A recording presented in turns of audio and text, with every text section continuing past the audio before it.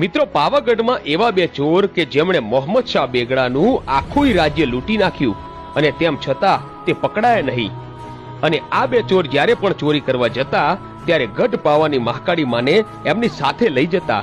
તો કોણ હતું આ બે ચોર અને કેમ મહાકાળી માને એમની સાથે ચોરી કરવા જવું પડતું હતું? તો આવો જાણીએ ગઢ પાવાની મહાકાળી માના પરમ ભક્ત એવા ખાપરા અને ઝવેરીનો ઇતિહાસ.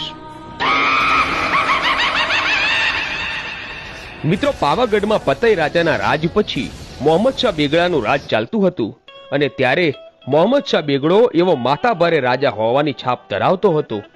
અને એ વખતે પાવાગઢમાં બે ચોર હતા.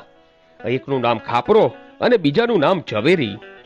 આ ખાપરો અને ઝવેરી એ મહાકાળી માની ખૂબ જ ભક્તિ કરતા અને એ મહાકાળી માના મોટા ભક્ત હતા. તેઓ જે પણ કંઈ ચોરી કરતા એનો ત્રીજો ભાગ માતા મહાકાળીને આવીને ધરાવતા.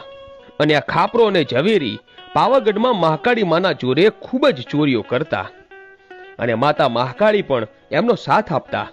કારણ કે ખાપરો અને ઝવેરી જે ચોરી કરીને લાવતા એમાંથી થોડો ઘણો ભાગ ગરીબોમાં પણ આપતા અને જરૂરિયાત લોકોની સેવા કરતા. અને સમય જતા એક દિવસ ખાપરા અને ઝવેરીએ વિચાર કર્યો કે ક્યાં સુધી આવી નાની નાની ચોરી કરશું? એક કામ કરો, આપણે મોહમ્મદ શાહ બેગડાના રાજ્યમાં ચોરી કરવા જઈએ.